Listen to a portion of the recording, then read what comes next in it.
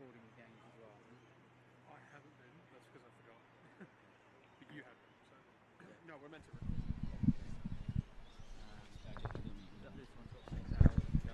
Hello and welcome to the Lake Macquarie Regional Football Facility for Game 2 of today's FFA Cup fixtures between Broadmeadow Magic and Adamstown Rosebud.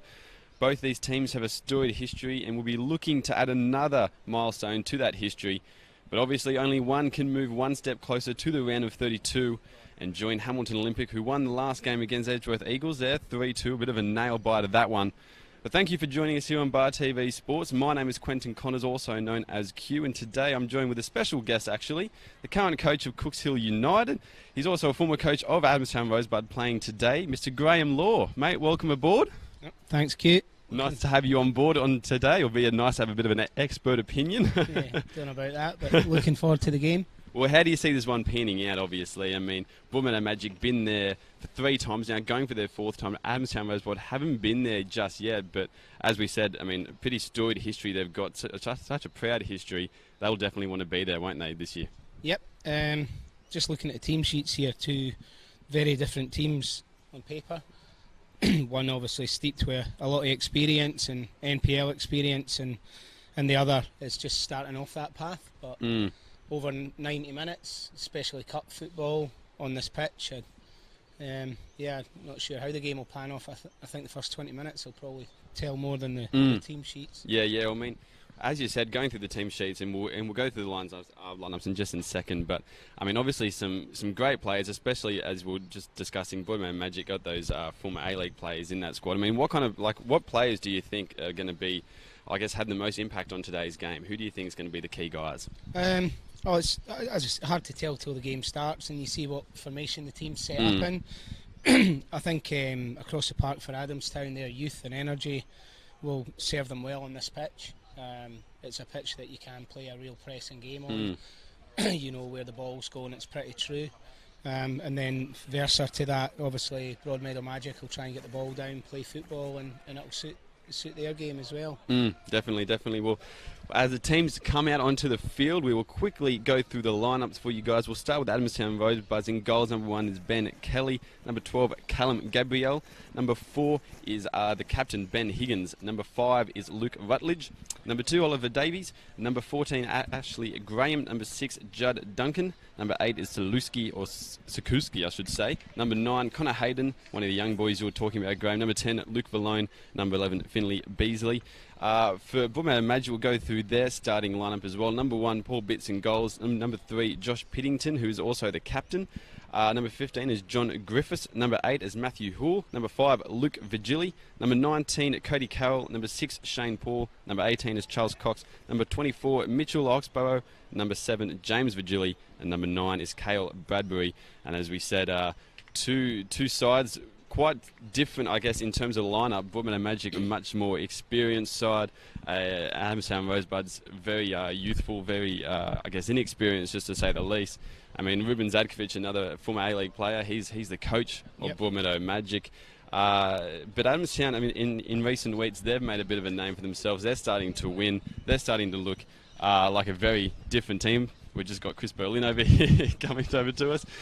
He'll be on the field too. I mean, you would expect later on in the game. I mean, but in terms of this one, what's your tip, Graham? Can I ask you? Can you give us your tip? Who you think's going to win? What do you think the score will be? No, not at this stage. I'd just like to watch the first 20 minutes of the game first.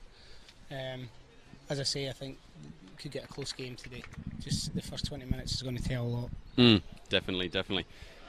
As the teams will obviously Adamstown Rosebuds there in the green and red, running right to left on your screens, or Broadmeadow Magic there in the away kit of the yellow with the black shorts. As we said, Hamilton Olympic, they're already through to the next round, the final 4, which we played on Tuesday or Wednesday or on Monday, depending on who they get and how the Northern Conference teams go later on this evening or this afternoon. Should be a fantastic match today. 2 NPL teams, the last NPL versus NPL sides are facing one another. It'll be this surface takes a bit criticism from time to time, but weekends like this give you the reason why there is a facility like this. Especially there's still a little bit dew left on the ground there, so it allows for a real good passing game. It's funny, I think every year it tends to rain on FFA Cup weekends. Yep. Almost like Northern have got that set up. Yes, well, I mean, as we said, I'm not sure many other grounds would be able to hold the amount of rain we've had during the week. I'm not sure we would have been on the field today, so it's good to have this facility here. It's good to be able to play a game or day full of these games. There's Vigili, little nutmeg there, over there, as he tries to get it again, but Kelly's just going to snatch that one up, taking his time with it as well. Just trying to have a look how the teams are setting up early on here. It looks like Magic are going for a 4-3-3. It looks like Adamstown have got 4 across the back as well, so I think both teams going to just feel each other out a bit for the first bit here. Yeah, it does look early on that there are both teams looking to play a style of the 4-3-3 formation. It looks like Adamstown Rosebuds might be playing with a bit of an attacking midfielder. Number 8, Sokulski, I think is going to be the balls they're going to have to watch. The thing is, everyone knows Magic are well known for playing these cross balls, and everyone speaks about it, but it's easy speaking about it, but actually trying to cut them out is often quite difficult. As Mitchell Oxborough gets in behind here, Vigili looking for a cross over there. It's going to be deflected though instead by Davey, so it's going to be a corner kick to come for Magic. But yes, just touching on that, Graham, obviously those long balls, they're going to be hard to control though for Magic, obviously, especially when it's starting to rain like this. The rain is just starting to come down a little bit. It's going to skid a little bit, isn't it? Yeah, it's not the case it's just a long ball. There's intention behind it. It's a cross-field long ball, and you've got to decide as a coach, do you try and cut it off before the ball's played, or do you sit in behind where the ball's travelling to? Corner comes in and looked like Ben Kelly was just a bit stuck in the mud there. The ball coming across the face of the goal. It's going to be no available for Magic though, and a goal kick to come. As we said though earlier on, that Graham, you are a former Adamstown coach. You were here a couple of seasons ago as the at the head of the club. Had a bit of a run in the FFA Cup as well in 2015. Went to the last game, the final 4, where you unfortunately went down to Edgy. But I mean, in terms of as a coach, and I guess as players as well, do you approach this kind of game any differently, a cup game to a normal league like NPL game, or is there any kind of difference? I think you ask that question now, 3 years on. The stature that this competition holds now is given utmost respect. I mean, some of the other coaches that you listen to, Zany and Ruben, right at the start of the season, obviously you want to win the comp, but I think they hold this as high as anything else. If not, there's 1 or 2 I know hold it even higher. Yeah, definitely. And as a player at this semi-professional level, these guys want to be able to finish their career and say they've had a game against a professional team. So. Yeah, as we said, Adamstown yet to feature in the round of 32. Magic already been there 3 times. It's a long ball. Going to switch over there to switch ball again. Bradbury now just going to take him on here. Can he get it pass away? Looking for Vigili. No avail. Vigili's got it though. Here's with his right foot. Goes to the left of the goal though. Looked like Ben Kelly may have had it covered anyway, but first opportunity going begging there. Yeah, they're just going to have to settle into the game here, Adamstown. They a little bit panic across the back line there just now.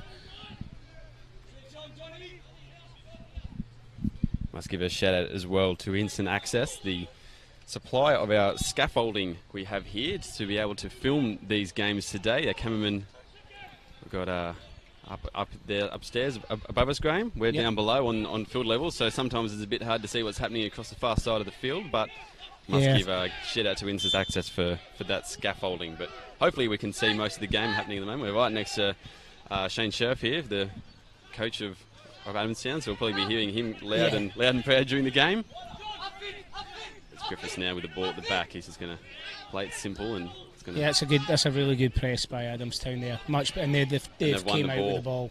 They pressed as a team there. The game's only young, but that's the first time they've pressed as a team and they got the ball back. And Higgins now, the former Broadmeadow Magic man against his old side. He's going to play back to Ben Kelly. And he's going to long it down here. Wizard the world there from Piddington. Ball comes down to Sokulski. Says handball, I think it was.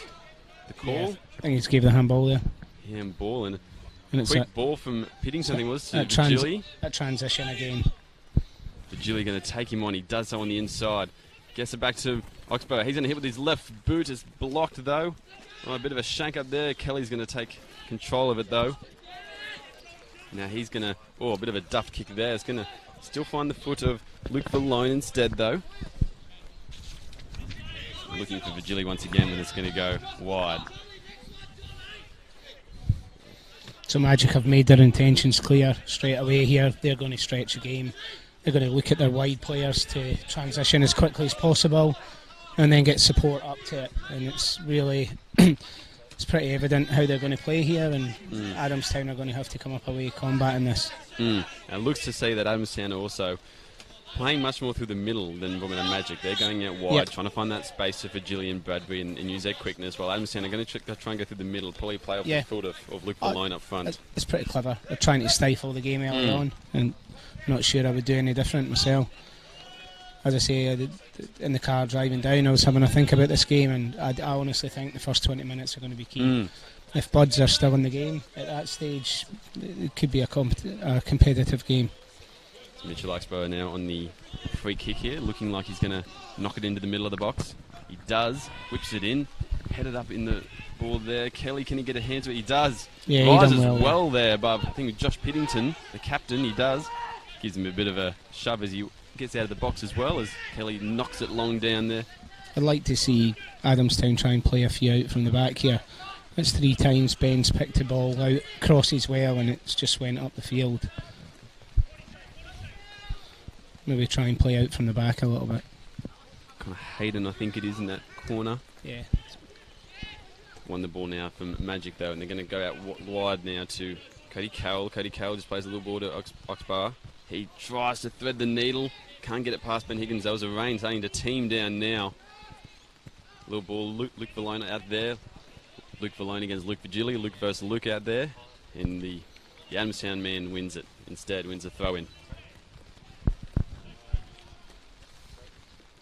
Vigili gets a toe in on this time, and so this is where I would have liked to see Adamstown play out there. They had 2 men across the left-hand side.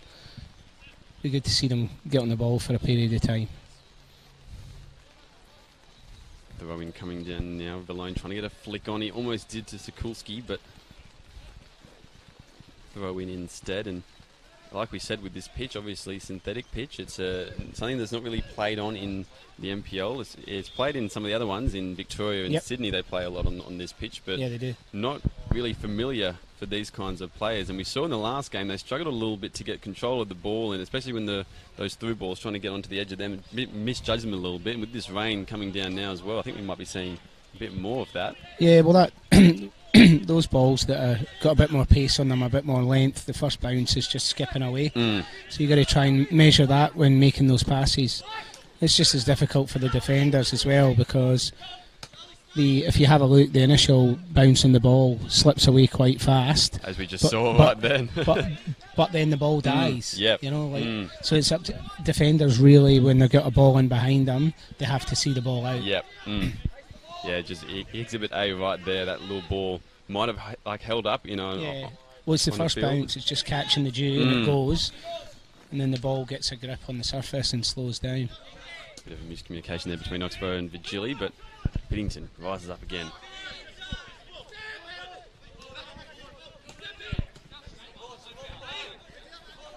Keeping there, Sokulski still got it, losing it now though, and Hull's going to jump on the ball, and again, that long ball finds Bradbury.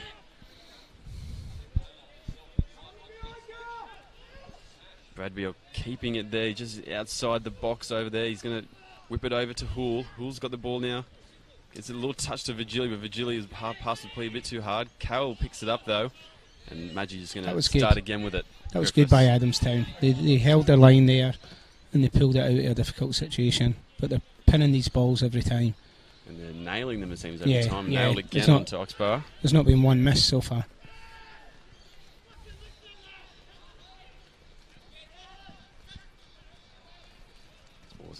far side of your screen.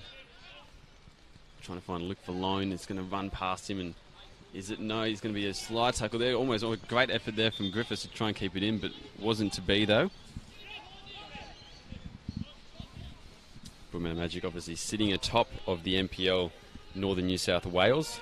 Haven't tasted defeat since round 4 of the competition, so it's been quite a while. Back in early April, I think it was. Yep. The last time they lost, so they're coming with all the form here. Adamstown, they found a bit of a purple patch in the NPL after starting off slow, and then last week though they went down to the Jets Youth in a late loss. Goal there to O'Connor in that one, defeating them. But Magic with all the form in there, all the consistency, is hitting to a bit of a heading battle at the moment. Duncan's going to get it over there. It's Hull almost won the ball. Falling back now to Beasley. Beasley looking for Valone, I think it is. Actually, could be Hayden. Yeah, Valone done well there. And they'll pick up a free kick. They're going to get one. And they've got a chance to set this up here, as the coach is saying, and maybe test Magic from a set piece. Sikulski there. He's been pretty active so far, Sikulski, on the ball. Yeah, he runs off the ball as well. Obviously, the camera, the benefit of coming into the game is the camera shows you where the ball's going. His runs off the ball have been pretty good so far. They just the back line need to take a look up and have a look where those runs are coming from. Coming into the corner now, Valone, he knocks it in. It's going to be dispatched away from Griffiths. Still over in that corner. They're going to bring it down. Valone with the ball again. He's going to play it back now. Davies with it. Davey goes back into that corner. Can they keep it? They do. Sikulski, knows Duncan. He got a bit of a touch there on the slide, but Mikhail, that long ball again over to Bradbury. Can he get there? No, it looks like it's going to go. No, he might be able to get there. No. Looked like his speed might have just got the better of Kelly there, but Kelly sees it out. And as you said, first 20 minutes, it's been a bit back and forth, but no real opportunities. We saw Virgili get a shot away that went wide, but the game's been played mostly in the midfield at the moment. Yeah. Both midfields trying to get a bit of a control and a bit of dominance in the game, but neither really doing so. No, I think both teams will be quite happy how the game started. Magic are being able to press the game slightly the way they want with those telling passes, and Adamstown are starting to come into the game now. You can even see now the gate, although they've turned that over there, they're starting to get a little bit more belief. There's Cody Carroll now with it. He's going to get at them and gives a little ball to Bradbury out there. Bradbury just taking him on, finds Oxbow, appealing for offside, and it is going to be ruled as such. Oxbow, obviously former Perth Glory man, Brisbane Roar man, played a bit of the Jets as well. He's quite an experienced A-League man. He's come back to Magic the second time, actually. He returned last season, I think, for a brief period. He really enjoyed it there last year, and I think he was very influential in turning around their season last year, actually. Yeah, well, he's looked to already make an impact from being back for only a few weeks. I think maybe even a month he's been back now, and since then, obviously, as we said, they haven't lost since round 4. So yeah, I think that was maybe to Edgy. I think it was possibly at that. Yes, it were. Ball now. Bradbury with it, keeps it. Broadmeadow Magic got a bit of space in the midfield now. They're going to hook it out here to Matthew Hull. Hull with the ball. He's going to come back on the inside. Very attacking Broadmeadow Magic now. Coxie gives it to Paul to Carroll. Carroll's going to unload with the left foot. He's got a beautiful left foot strike if he gets it out his feet. Carroll. And it skips away. We were just talking about that. I thought it might have been an opportunity then if it had landed to Virgili to cross it over, but yeah, as you said, Graham, about Cody Carroll, a former Jets youth player. We saw go really well in the last couple of seasons, but has that wicked left foot on him. Yeah, he does. I was fortunate enough to be asked in by the Jets last year by Clacker to help out with the youth team, and Cody definitely caught my eye with that left foot, especially if he can get out his feet. He's one of these players that he can nail a ball with a standing strike. He doesn't really need much back lift at all. He strikes a beautiful ball. Well, we've often seen him score a free kick. A few great ones already this season he's scored, so that'll be something actually Rosebuds will need to be weary of, not to be giving away free kicks in dangerous areas, as Bradbury got that space again out the left here, the far side of your screen. He's still keeping with it. He's going to hook it over to his forward partner, Vigili, but no avail. They're dealing with it a lot better now. The last couple of balls that have been played, these long transition balls, you'll notice that the Adamstown players are starting to go a lot closer to the player that's going to be receiving the ball and tracking the runner and not the ball. Yes, becoming aware of these long balls coming just over. got to be a bit tighter on the wide players. And the thing is, if you get attracted to the ball too much, that's when it can get in behind you. It would appear that they're starting to go, right, we'll mark the player rather than the space. In the last 2 times, that's worked well. Paul Bitts, he brings it out to Vigili, the older Vigili brother on the field, as he takes him on a little bit. He's going to keep it, is he? Yes, he is. There, I think it's Paul over there, Shane Paul. He's going to win himself a throw in. No, he's not. Referee says got a deflection off Paul's. And it says come back because you've gone too far, mate. Throw in to Rosebuds there on the far side of the screen. He's going to go back to Ben Kelly in goals. Kelly's going to launch it down the field. Bradbury gets control of it. Try to find Oxbow, who I think was offside, but he's got the ball now and he's going to unload long again, but it's going to go wide. And seems that the few opportunities that Magic have had, or they're creating for themselves, are coming from just from long shots. Can't exactly get in behind the defence just yet. They seem to be pretty aware of both Bradbury and Vigili, their speed, their skill. So I think the defence are doing well so far, keeping those two out. Yeah, absolutely. I think they'll be well pleased that most of their efforts at goal are coming from outside the box. That's pretty simple stuff at the moment for Buds to look after. Ball in the middle of the park. Cody Carroll rises well. It's going to get cleared back now by Rutledge, I think it was, and he knocks it over. Carroll again gets his foot to it. Now there to Shane Paul. Shane Paul looking for Oxbow, I think it was, and it's one in the middle of the park. Beasley with it now, and he tries a Magic-like ball across the field. Doesn't go anywhere. Paul Bitts now. He's going to play it simple to Griffiths. Griffiths down the close end of your screen, and he's going to take him on down that side. Gets it back on the inside. Hull with the ball. Hull back to Vigili now. Vigili's going to have to go backwards. And it's going to come all the way back to the keeper. Paul Bitts there, and then comes back out that was a good team press again by Adamstown there. It's good keeping the ball as well for Magic. They're not forcing it, which, I mean, in the late stage of the game might be important as well, just keeping them running around. As we said, they haven't been able to get in behind them, but they haven't looked frustrated either from it. There's no need to either, Q. It's 17 minutes gone. Most of the plays, they've had most possession of the ball. Adamstown will also be quite happy. The ball's mainly been in front of them where they can control it and compact the game. It's Bradbury now. He's out wide there again with the ball. Gives it to Oxbow. Oxbow's going to try and take him on, but that little skid away. Couldn't get control of it. Throw in Rosebuds. Now here's a stat for you as well, Graham, and those for those at home. Yep. Guess how long it's been since Adamstown have beaten Broadmeadow Magic?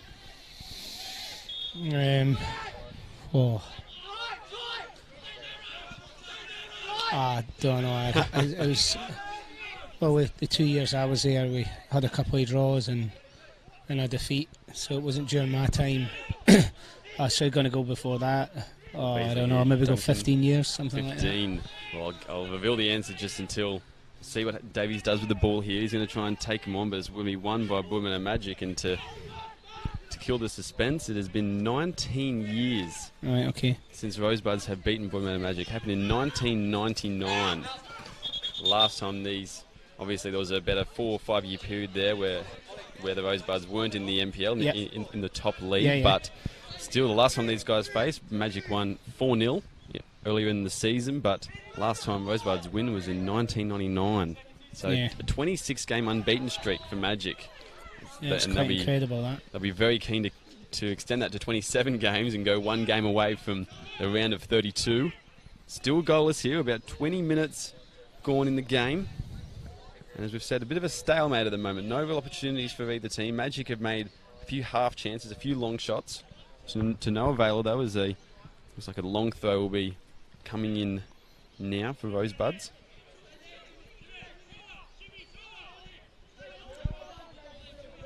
Davies looking to someone to give it to, someone to open up for him. He's going to go long into the corner. Valone, I think it's over there in the corner. He tries to get past him, but he can't. And Piddington now going to beat him. Piddington's going to look long, and he does, and keeps it in well. Higgins coming in behind there, and Sokulski had a chance to get the ball there, didn't know. Hayden now gives it over to, I think it's Beasley there, but he's a nice slide there from Piddington, getting the touch that was needed, deflected back into Beasley, and out for a goal kick for Magic. So a bit of a half chance there, but yeah, it's the first time the two front players for Adamstown have been able to combine there, Connor and Beasley. Nice wee combination in the front there, and yeah, nice little replay there, but almost, no avail. Almost created a chance. Magic to get into this round 6 fixture. They beat Thornton in round 5 2-0, and then in round 4 they beat Wallsend, 2 Northern League 1 sides that you play on a consistent basis for Cooks Hill. They beat Wallsend 4-1. Actually went down in that game in the first kick of the game. They scored from halfway, Wallsend. I heard that. And then Magic, though, doing what they do best and winning games, winning 4-1 in that one. The Rosebuds, though, they've taken a bit of I'd say, an easier approach to this game. In round 4, they beat Toronto 4-1, who are sitting last in the Northern League 1. And then took on Raymond Terrace from Zone League 1 to get here in their last game, winning that one 3-0. So probably not, neither of the teams have had really a difficult path to get into this game, but yeah, you still got to beat what's in front of you, though. Exactly. So now ball then thrown in over into the corner. Connor Hayden with it. Luke Vigili does well to keep it in. Cody Carroll now gets a toe in, and he knocks it down the field and just tries to turn Rosebuds around a little bit and push back up the field. See, this is better. This is the first time Buds have done this in the game. When the balls came to their back line, they've been clearing their lines and going long, and you can see they're starting to believe in the game a bit more. Just roughly on that 20-minute mark, as I said, you can just see a wee bit more belief becoming apparent in this Buds team. A nice little chip over the top here to Vigili. He's got a bit of space on his hand. He's going to cross it back over, looking for Bradbury. Cleared away, though, there by the number 12 for Adamstown, Callum Gabriel. Vigili, he's a leading goal scorer in the NPL. 10 goals from 10 games. Pretty remarkable effort. And if he keeps that up, there'll be quite nice figures at the end of the end of the season. Caleb Bradbury, though, he's sitting in second with 9 goals from 10 games. So just shows you the attacking force that Broadmeadow Magic have to be able to have those two scoring at such great pace. With Magic, it shows you where a lot of the game's played when you play Magic as well. So the key part here is if the Buds do get a couple of chances, they're going to have to take them. So corner goes to no avail. Bit of a throw in though, flicked on from Adamstown to clear it. Throw in, no, it's going to be a corner actually, not a throw in. James Vigili, he jumps onto it. Can they find a way in? Crosses over. It's going to be way too long though, and it's going to go out for a goal kick. Looking for his brother there on the back stick, number 5, Luke Vigili, but not to be. So Adamstown will get a goal kick now.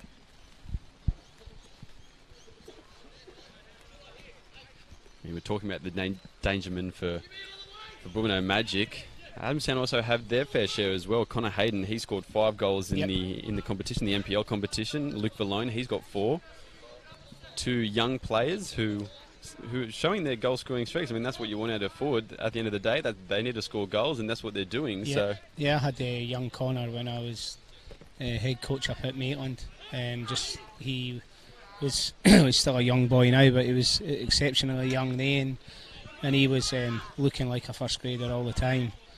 And I think he went away to the States and obviously got, from a educational point of view from football, he's learned a different structure and a different way of playing the game, and he certainly came back. He's beefed up. He's a big strong boy now, so he can handle the physical side of the game, and he's got an eye for goal, absolutely. Luke Valone, one of the guys we were just talking about, he almost got through there, but I think those two will be the dangermen for Broadmeadow Magic. They have to be watch out for. I say if Rosebuds are going to score, it's probably going to come from either Hayden or Valone. There's Yeah, I see they got Chris Berlin on the bench there as well. A nice play to come off the bench, isn't it? When the boys are tired. So if the game's in the balance, there's worse players you could have come off the bench than Chris. Ben Kelly launches it back down the field again. Griffiths, he's going to head it up. I think it's Sikorski there getting ahead to it. Cool, he gets the tackle in, keeps the ball, does well there. Gets it to Oxbow. Oxbow's going to play over the side there to Carroll. Carroll's got a bit of space on his hands. He's going to take up. He's going to shoot. It's a long shot and it's just wide. I'm not sure how far wide it was. It didn't seem to be too much of a worry for Ben Kelly. He did dive, but... And chances again for Broadmeadow Magic from long. So here's a replay as well. You can see Carroll just knocking it and fairway wide, but still Broadmeadow Magic making those opportunities from long. It seems a bit of space in there, and as we said, these guys in the middle of the park can hit a ball, as we have seen previously in the NPL. It's Hool, he wins the header and wins a free kick as well. He's calling it for back quickly as well. He wants a quick one. Probably not going to get it as quick as he wanted it.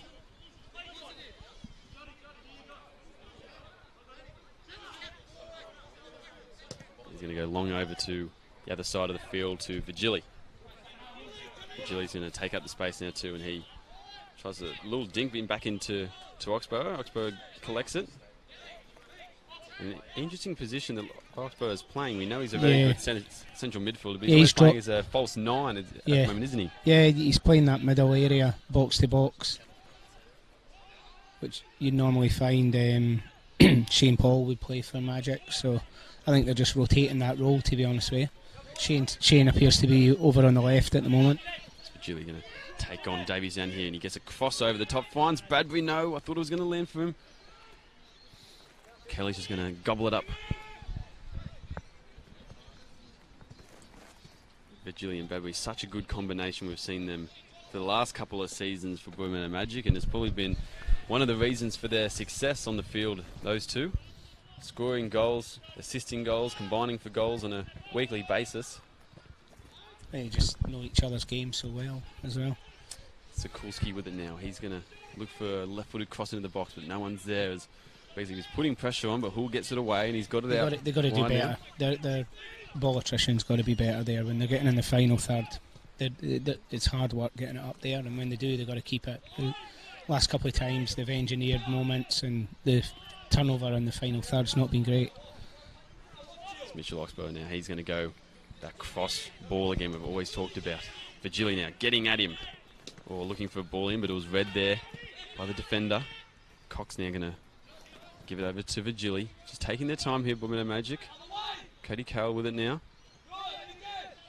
Piddington to Griffiths. Griffiths misjudges that one and looked like it was going to go out. I think it was Beasley clapping in Griffiths' face, thinking he'd want to throw in, but it's a nice little ball to Bradbury here. Can Bradbury keep it? He does keep it. Gets it to Oxbow. He's got a chance here. Hits with the left foot. Saved.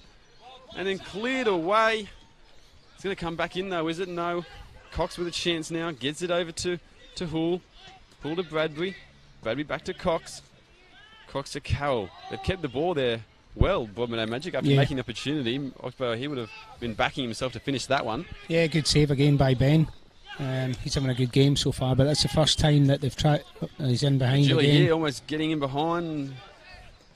Well done there from That's the first time that there's been a gap in the central area to break the line. We'll just need to watch that, buds. There's Beasley with it now. Beasley's going to look for Hayden. There was a definite chance there. Sikorski, he's gone onto it. It's been blocked though. It's going to be a corner. Definitely a chance there for Connor Hayden to get through. The ball had been a bit kinder to him, set up a bit more for him, as we've talked about. That skid, I think that some players are still getting used to that. Obviously, here comes the replay there. You can see just getting past, and then Sikorski getting the shot away. Blocked though by Piddington, I think it might have been. Good opportunity here though. Set pieces could be a pretty important part of the game for Buds. Rosebuds now just taking their time with the corner, maybe getting their breath back a little bit. The cross comes in, and Bitts has got a hand to it, but wasn't able to collect it. Cleared away though from Cody Carroll. Now launched over there. Ben Higgins, he's out right there. His cross gets blocked. Piddington just going to take control of it. Just calm it down a little bit. Vigili. He's going to look for the little dink over the top. Oxborough, he might get there. It's not going to, though. Rutledge collecting it, and Broadmeadow Magic will push out now, though. A bit of space out here, and Kelly's going to look at it. Might not get over Hood, doesn't. Duncan collects it back in the midfield, and out there to Valone now. Valone's going to take him on. He goes back on the inside, makes a bit of space for himself, and gets the ball away there. Davies with him now. Davey looking to get in behind. It's a great there. pass. Does. I'm not sure if he can collect it, though. Is that going to be a corner kick? It is. Yeah. That's a really good reverse pass by Davies there. Davies has been pretty impressive, actually, this first half hour over in the Short left. Corner kick. Goes over, or back stick. Bit of a chance, but a bit of a duff kick. But yeah, Davies has been good, Graham. Yeah, he's been pretty solid so far. He's got the hard job of marking James Virgili, which obviously many NPL defenders have struggled with so far this season and in the last couple of seasons. And so far, he's locked him down. He's obviously, Virgili hasn't really made any clear-cut chances or been involved in any clear-cut chances. There was the first 10 minutes there, a couple of balls he got in behind him, but it's about learning from mistakes and process, and since then he's managed to hold Virgili up. And on the ball he's quite comfortable as well. It's two good switch balls he's played in behind. He's on side. No, he's not. Sorry to cut you off there, Graham. That's all right. I was just saying in possession as well. He's played a couple of good balls in behind Magic. So.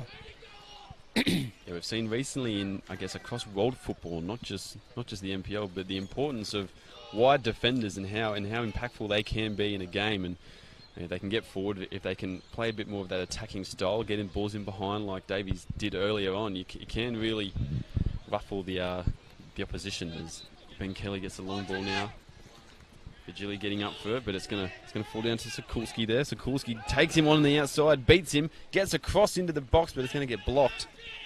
And Cox just getting control. A slide challenge there, but Magic keep control. Got some time on their hands now, and Virgili there. Not much space on the wing here, but he keeps it.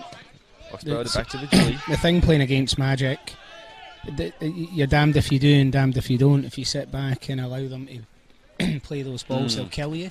But they're also at their most dangerous when you're attacking them. Just their ability to transition and to counter attack and get on the break. So you're a bit reluctant both ways sometimes. Yeah, when you've got a midfield with the likes of Mixture Oxborough and Shane Paul, makes it very hard to gain any kind of control in the middle of the park. So you do push players forward to try and upset that midfield, and then when you do, those kinds of boys, Virgili and Bradbury, they just take control in that with some spaces.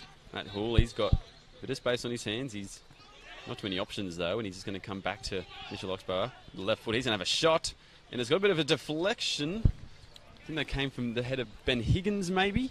There's going to be a corner kick regardless. Cody Carroll walking over to take it. But 32 minutes in, I think Buds will be happy with how this game's processed so far. You did say that if it was 0-0 after 20 or 30 minutes, that Rosebuds would be pretty happy with that. Yeah. Do you think they'll still be happy with the way that they've been going? As a corner kick comes in and Kelly gets a fist to it, Duncan's going to clear the ball away. Yeah, absolutely. I mean, Bradbury's going to shoot, and it's a wicked ball, and it's straight in the back of the net. Great strike.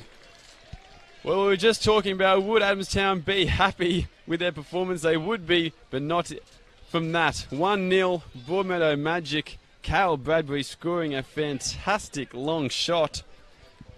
Whips it into the bottom left corner, and Broadmeadow Magic leading this one now. As you can see in the replay, a fantastic strike. It's that skim off the ground with the first bounce as well. It's great strike, but unfortunate for Ben there. It's just gathered even more pace as it's coming towards him. I don't think it was many goalkeepers in the league would be able to save that one. It was going to take a decent strike to beat him. Actually, he's started the game really well, Ben.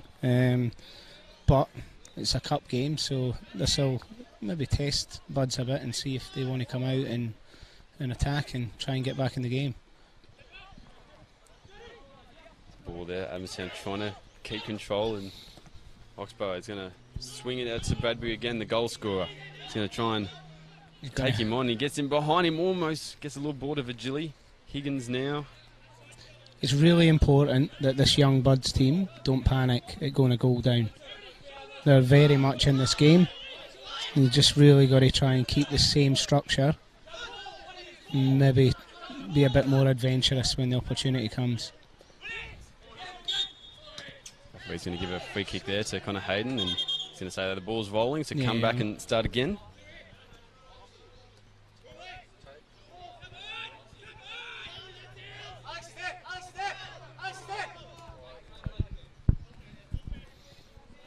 Yeah, as you said, I mean, a very young Adamstown team, and we've seen them in smashing recent ball weeks. by Ben Higgins there.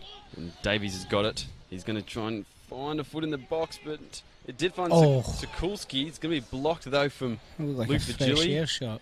And Paul just keeping control of it. That was a good opportunity.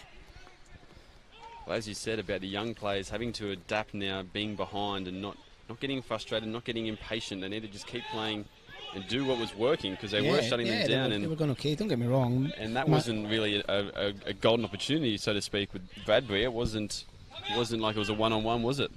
No, absolutely not. He's had to hit a good strike into the bottom corner, which with this wet surface on the bounce, it allows for that. But I mean, we're 36 minutes in now. Magic have controlled the game. They've had most of the ball, but I just wouldn't panic if I was Buds. Just keep your shape, and you don't need to score now to get back in the game. One will do in the 85th minute. You know? Yeah. So throw in now to Broadmeadow Magic on the far side of the screen. Rain starting to come down a bit harder now than before. There was a bit of a lapse during the middle of that first half. I'd just like to see Buds get out a bit more here. This is a good opportunity for them to come and press Magic's back line a bit when they've got the ball, and they're just sitting in a bit deep for me. Do you think they're sitting in a bit deep because of the attacking prowess of Magic? Yeah, they're obviously aware of what's in front of them, but they've got to... He shoots and it's going to get saved by Kelly. They've got to try and get out a bit more. They've got to try and press the ball. Another chance there from outside the box. I'm not sure if Magic have had a chance inside the box just yet. No, they haven't, not yet. They've had about 5 or 6 from outside, but Vigili gets the ball over there to Paul. Paul keeps it well, comes back to Vigili. Going to have to watch a switch. Here it is again.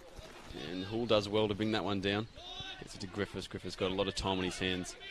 Well, he had a lot of time on his hands, and he's going to go back now. See, this is better. Have a look at the shape here. Look at Adamstown's press here, much higher.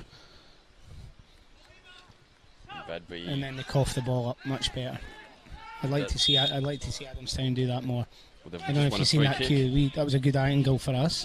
Adamstown's press as a team was 20 metres higher than it was previously. You give good players the ball for too long, they're going to hurt you. Yeah, and when you're down 1-0 as well, there's no point sitting back too far. You obviously don't want to go down 2 because the game can almost be out of your hands at that point in time. But it seems like almost with Broadmeadow Magic, as you said, if you give them too much time in the middle of the park, it creates a lot of space for the guys out wide. And as we just saw previously with Bradbury, too much time, and he put it in the back of the net. So it's over there. Cox is going to keep a bit of a crowd giving it to some of the guys over there. Although Magic have got the throw in here, it's real deep in their area. Buds just want to come forward and just press here.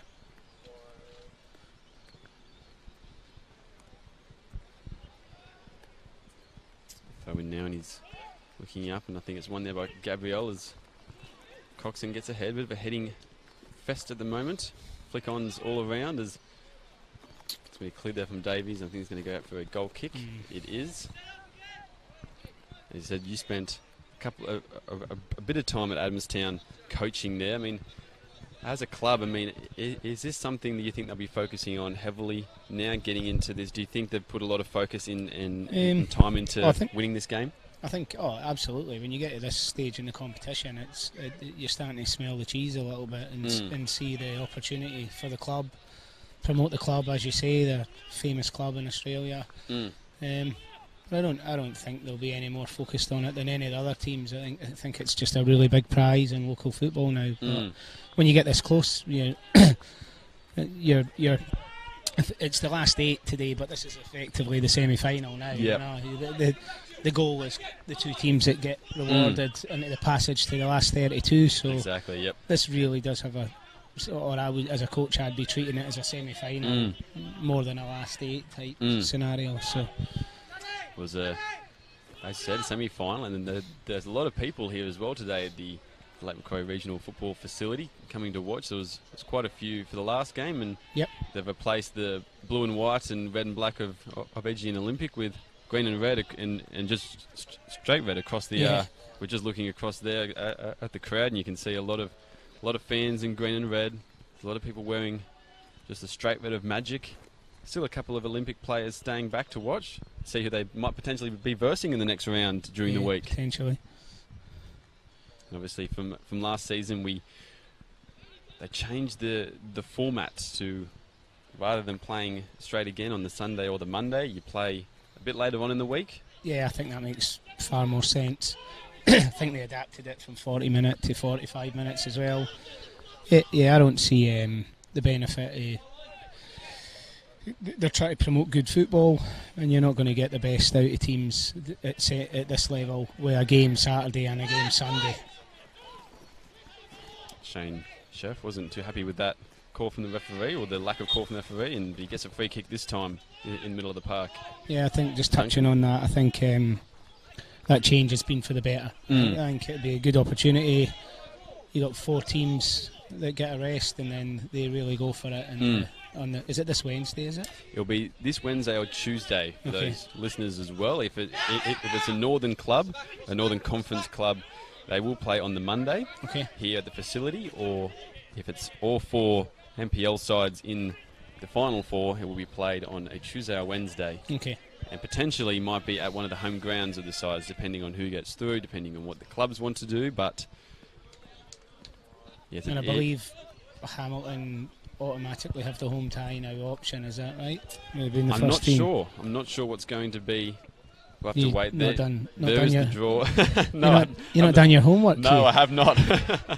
But we will. The draw is later on at 8 o'clock. We are live on Facebook, so make sure you tune in for that. Just as well you ain't got Demo or CT here. They'd be slaughtering you for that.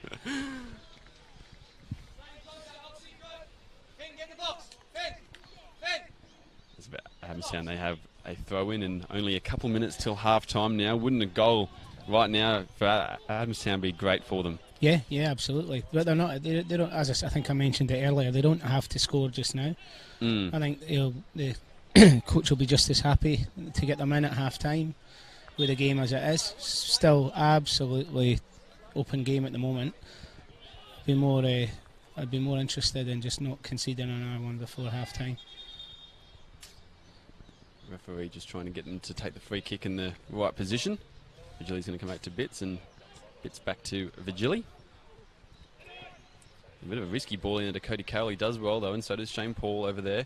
He's so strong on the ball, Shane Paul. Gets it over to Oxbow now. Oxbow's got a bit of space. Looks for the cross. He gets it to Bradbury. No, he can't get a foot to a bit of a duffed kick there from a duffed clearance by Davies, I think it was, and a goal kick. A corner kick. No, it's a corner. Of course it's a corner. I can't understand why Ben and the other defender let that go out there. Yep, corner kick to come. Thought the referee was pointing for a second there at the spot, but I think he was just pointing to the goalkeeper or the player that kicked it. So corner kick to come, Vigili on it, and a second goal to Magic would really put them in good stead. There's a header there from Piddington. It's going to be knocked away though. Matty Hall on the ball now. He's going to try and dink it back in the box. He's going to come out to Oxbow. Oxbow's going to look for the ball in the box. Bit of a duffed kick, and Davies, can he keep it in? He does, but it's going to go to Vigili. Vigili's got it, gets a little ball to Bradbury. Bradbury makes it 2. That's just what I was saying just there when you wanted to get in at half time at 1-0. The perfect way to go into half time. 2 goals ahead now. He doubles his goal scoring record today, and he doubles the lead for Broadmeadow Magic. A nice little ball. I think it was Luke Vigili getting in across the face of the goal into the box just outside the 6-yard box, and as you can see they're coolly put away nice from Cale Bradbury. You can't give him that much space as we've seen before, and as we're saying, Adamstown Rosebuds, they weren't doing a lot wrong, and 1-0 probably would have been alright going into the break, but 2-0 changes a lot now for them. Broadmeadow Magic, they'll go in very confident and very, very keen and thinking they can get through to the next round here. Well, it's not finished yet. It's only half time. The next goal is absolutely crucial in this game now. But yeah, that's a tough one for Buds to take just before half time. I had a little feeling they were going to have to see the game out there to half time. Magic were pressing. But for me, it comes back to the communication there with Ben and the defender. Unfortunately, letting that ball run out, and they've been punished from the backside of the corner. As Oxford tries to get in behind again to Bradbury, and just past their 45-minute mark, so into stoppage time.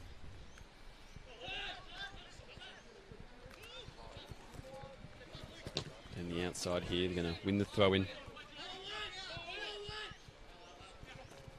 It'll make for a different second half though, because I guess the one obvious outcome to come from losing that second goal is they'll have to have a crack second half. Yeah, it was all or nothing, isn't it? No points. No point defending now. Well, it's not a league game, you know. There's no adverse reaction to a heavier defeat than a smaller one. It's a cup game, and you want to have a crack at getting back into it. The referee has called half time. It is 2-0. Broadmeadow Magic leading. It was a tense 30 or first 30 minutes of the game, with Cal Bradbury scoring an absolute screamer to take the lead, and then just before half time he gets a second one. In Broadmeadow Magic, they are up 2-0 over Adamstown Rosebuds. It'll be a very interesting second half, Graham. We're going to take a break. We'll be back with you guys in shortly. You're watching Bar TV's coverage of the FFA Cup. Don't go anywhere. We've got the second half coming right up.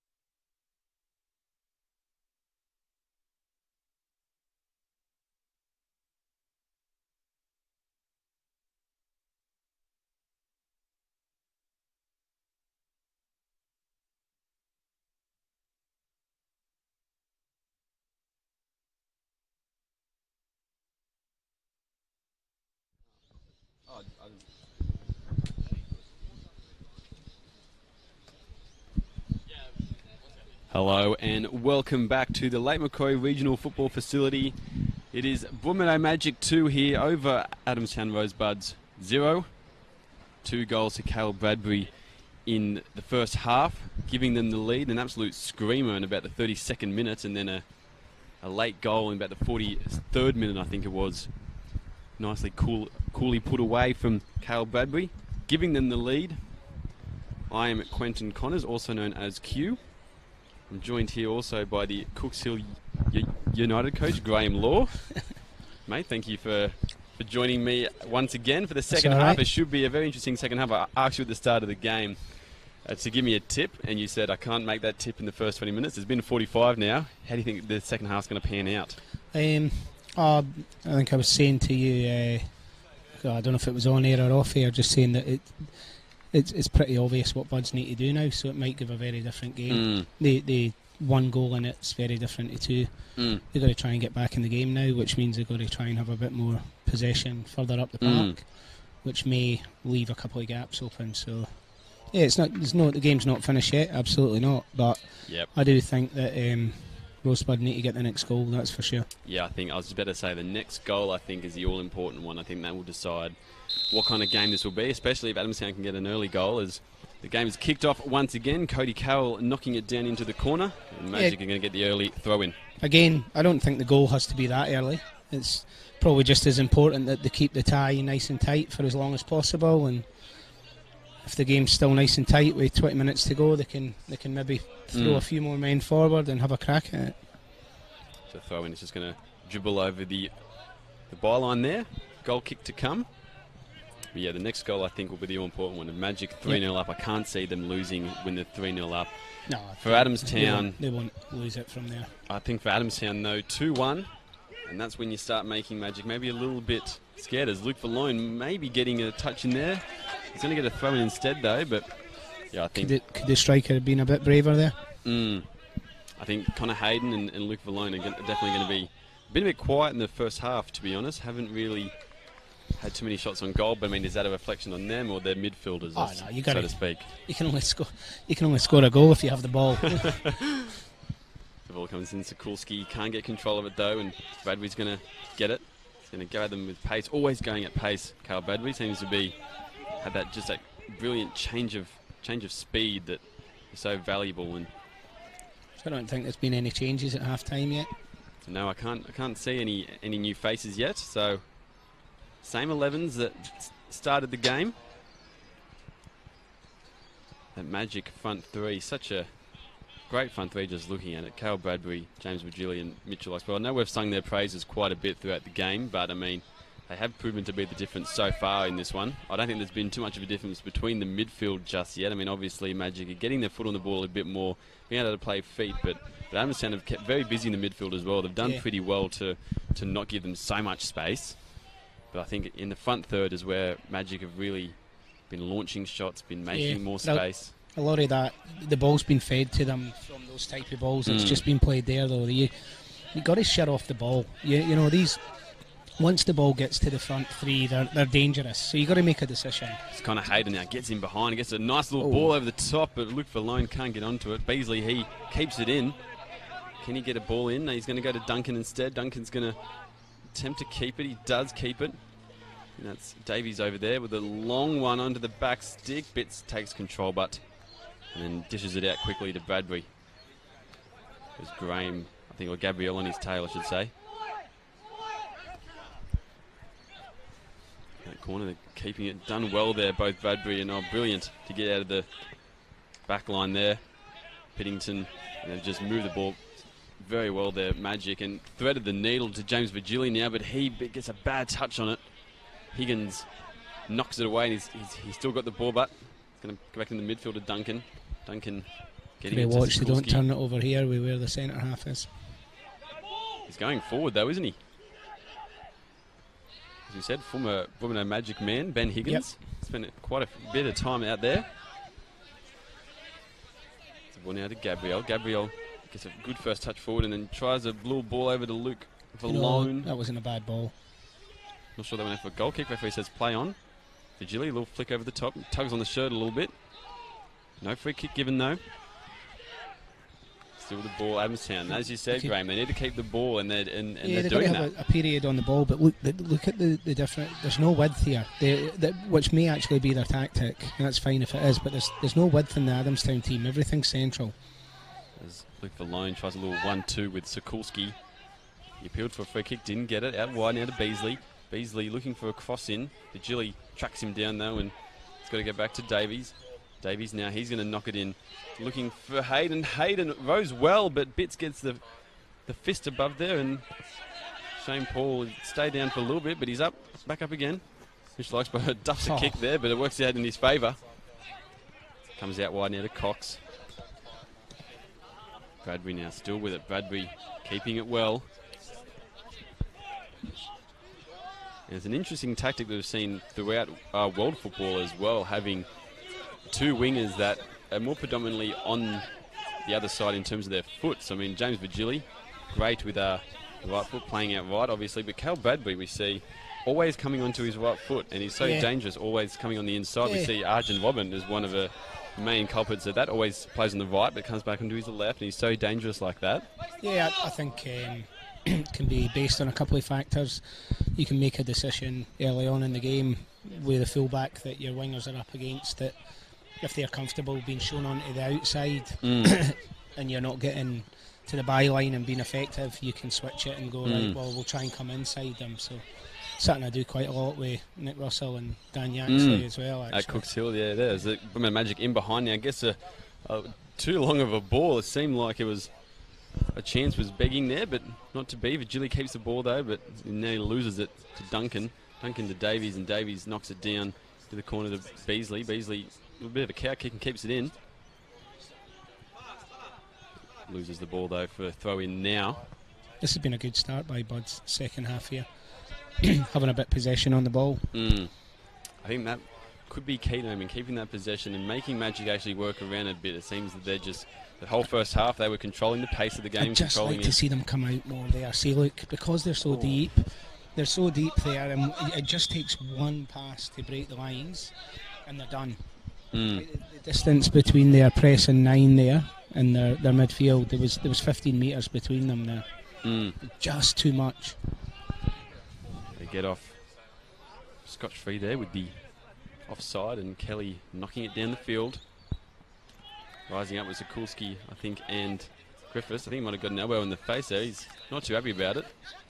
Holding his mouth, looking for blood. Not sure if there is any, but Cal Bradbury keeping the ball on the outside, coming back onto that right foot as always. Griffiths with the ball now. Gives it to Oxbow. Oxbow might have been clipped there. Yeah, he was clipped. Although Duncan wasn't happy about it. These quick free kicks, they're not taking one this time. Griffiths still unhappy about that potential elbow in his mouth. Oxbow is going to get onto the free kick again.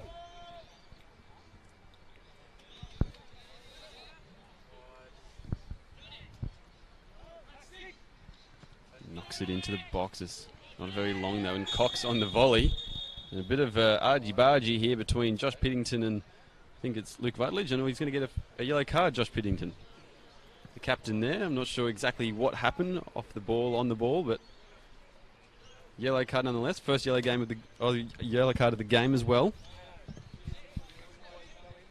Yeah, here's the replay here, and he just left a little bit in there, I think. Here we come, a bit of a rewind there, and he's just knocked him into the back there, and then been a fairly decent game from a refereeing point of view. There's not been too many late tackles. And Kelly knocks over wide and finds the foot straight onto Luke Valone, I think it is, and he's trying to keep it in, does keep it in. One-on-one here with Luke Vigili, and goes for the right. Luke Vigili falling over. Shane Paul cleaned him up though, made no mistakes. And it's going to be a corner kick to Adamstown Rosebuds. Luke Vigili getting put on skates there and falling over. And like you said, set piece is very important for Rosebuds at the moment. It might be the way that they do break through here. They might have to try and come up with something different here as well, because Magic have most of the height advantage here from the set pieces. And the corner comes in, or it's going to go short instead though. Here it is. Here's the ball in. It's going to go to absolutely no one though, except for Cody Carroll for Magic. And saying that, then, I'm sitting saying Magic have got most of the height. It's probably two of the smallest teams playing. There ain't much height out there other than Yeah, Josh Piddington, one of the better centre-backs in the league, but probably one of the smallest ones as well. Yeah, but Ben Higgins is probably the only tall centre-back on the field at the moment. His timing's impeccable. Pittle's timing when he's going for a header. Duncan almost getting onto that little 1-2 there. Rising up is Graham, I think it was. Gabriel again, and it goes out to Beasley. Beasley on the other side of the field now. Can he get a cross in? He's taking on Virgili. Gets a little touch into Duncan. Duncan's got the ball. Now gets it to Sokulski. Couldn't find a way through again. Look at the support. The support, that was 30 metres behind where the ball was. If the left back there, if Davies had just gambled a bit, and they had a 2-on-1 at the back Adamstown, the left back could have gambled, and then they're in. Made that overlapping run. They're in behind. But what's happening is they're still really apprehensive to have a crack at this game, and when they get into forward areas, the support's not there. Like you've seen the Buds player there, he's looking for where the ball's getting supported. And it just takes some momentum out the move, you know. I think they need to get a bit more forward rather than sitting off, because it seems, as we said in the first half, they were sitting off a bit because of the potential attacking prowess of the guys we've labelled beforehand, but especially when the numbers are good at the back. Have a look. I always say to the fullbacks, check your numbers and go. You know? Substitution being made here for Broadmeadow Magic. Mitchell Oxborough, he's coming off, and Dino Vajkovic coming on. One of the Vajkovic obviously plays at South Cardiff, the coach as well, that you've versed a couple of times in the Northern League One. It's alone there in the corner. Done well from there from Virgili. He keeps the ball, gives it to his brother, and his brother James gets a little clip there. And it seems straight away Denovacevic playing on the shoulder now of Ben Higgins, while Mitchell Oxbow was coming in a lot, and he wasn't really playing as a forward, more just a false nine, even just an attacking midfielder. And Denovacevic straight away going onto the shoulder of Ben Higgins. Yeah, appears to be going to the point just now, so might be a different kind of attack now that we see. More pace to deal with, isn't it? Oh, there's Davies to Graham. Graham gets it back, and Magic trying to press them, but Rosebuds are doing well to keep it. Sokulski over there doing well, keeping the ball, and he wins himself a throw-in. Seems the tensions are rising a little bit as well now. Adamstown might be getting a little bit frustrated that they can't get in behind Broadmeadow Magic, can't make too many opportunities. They've only had a few couple in the just a first bit half. width here now. Beasley now, a little 1-2 there, but goes to no avail. And Magic just keeps control of the game again, once again I should say. And Poole there, keeping the ball. Griffiths now takes up the space, gets it to Virgili's foot. Virgili, he gets over to Poole, and Poole plays into Vajkovic. Vajkovic's a little dink over the top to Virgili. I'm not sure he was off there. I thought he was onside as well, but I think he was on as well. Linesman says no, he was off. They're going to have to watch this switch ball as well here, because they were doubled over on the other side. And Magic can play that ball, and they look to play that ball as well. Hayden goes for a shot and has ended up almost in the Football Fives arenas. Way over the crossbar, way over the back net as well.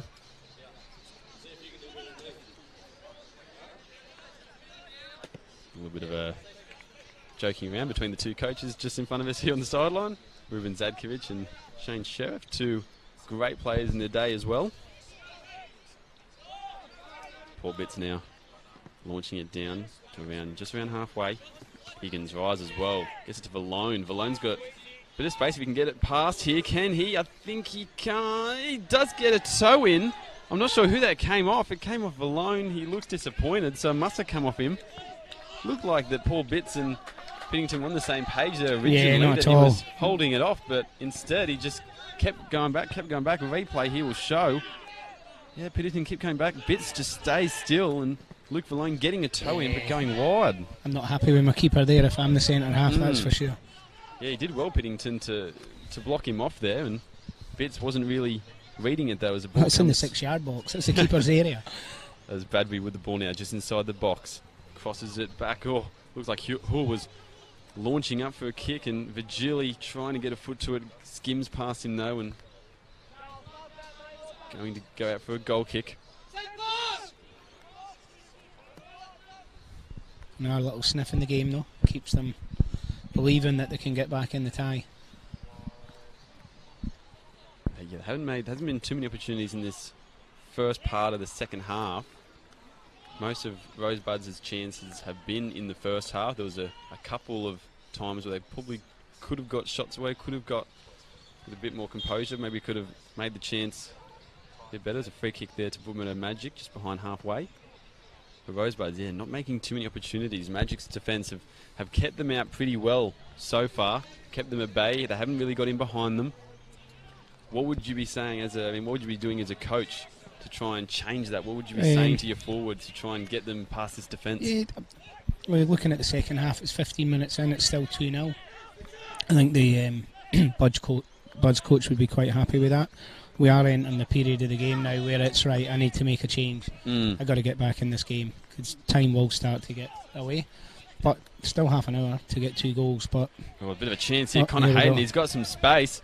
He's in on goal here, I think. He gets a shot away. It's saved by Bits, though, and he gets a foot to it as well. Sokulski is not gone, though. He has a shot, but the referee's going to call a free kick instead, though. I think it's Josh Piddington. Yeah, he's hunched over in the goals there. Not exactly sure what happened there. A great save from, 2 saves there from Paul Bits. Makes the first one here, you can see on the replay. Makes it with his hands first, and then the second one with the foot he had. Yes, it was kind of Hayden trying to get the ball. I don't see why the refs gave a free kick there. It should have been play on. He's fell over his own player, and the Bloods players got the ball on the edge of the box, ready to have another shot. If you ever look at the replay there, the Magic player has fell over Bits' flying leg when he kicks the ball, and I think it's fell to young Salaski on the edge of the box who was just about to have a ping. Well, nonetheless, it is still 2-0 to Broadmeadow Magic. Still, we're just talking about the chances not really being created from Adamstown. They had a golden one there. Connor Hayden probably could have made a bit more of that opportunity. You just asked your striker to hit on target, which he's done. I thought he maybe could have came inside a bit further because he's got inside Virgili. Yeah, so come across the line a bit more. So Virgili had to let him go or bring him down. I might have just took that extra yard closer to goal. So. But he hit the target. That's all you ask of your strikers. Well, a nice chance here. Beasley, he's got a lot of space on his hands. Broadmeadow defenders backtracking a little bit. Beasley now not sure what he was trying there exactly, but Broadmeadow Magic dispatched of it pretty quickly, and then they get a throw in there. Piddington winning his side a throw in. And we were just talking about before substitutions. You were saying this would probably be the opportunity where you would be looking at making a change. Is this kind of the point in time where you bring on Chris Berlin, a player who's proven he can score goals, or is that what kind of play would you bring in now? Well, they need 2 goals, so and it's going to have to make a change at some stage, whether it's tactical or player-wise. I'd just be looking to get more numbers forward, which they appear to be doing now. You can see the Beasley on one side and Connor on the other are starting to sit slightly higher. Yep. And they're starting to get a bit of space too as well. Both of them have just had a few chances. Connor Hayden much more than Beasley, obviously, and they've also got Liam Ryan on the bench, who has already scored, I think, 3 goals in the FFA Cup so far. So a bit of a chance here. Connor Hayden launches at it, but Paul Bits makes no mistakes of it, cleans it up. Not a bad game now, actually. And Bradbury, he gets past quite easily. He's got a lot of space and pace, as we know, on the right foot. Tries to get in behind to Vadkovic there, but Ben Higgins gets onto it. Sokulski now, he tries to keep it. He's gone to ground, stays back up again and gets a throw in. Referee says, come back. You've gone too far again. See, this is the situation here, Q. They got a 2-on-1 at the back here with the striker. Can Davies push a bit higher at left back there and just make that other attacking option? Yeah, just offer that switch ball. Yeah, well, as we said, they haven't had too much width to their game. I mean, that could be potentially where they're lacking. We see a lot of the time Matt Hawke for Magic coming up and playing as a bit of a winger as well. Not so much from Adamstown this game. Yeah, but it could be tactical. So if it is, fair enough. But you've got to start pushing your fullbacks higher, because what happens is you push your fullbacks higher, it pushes your midfield to a higher line, and you hope that your press becomes higher up the park.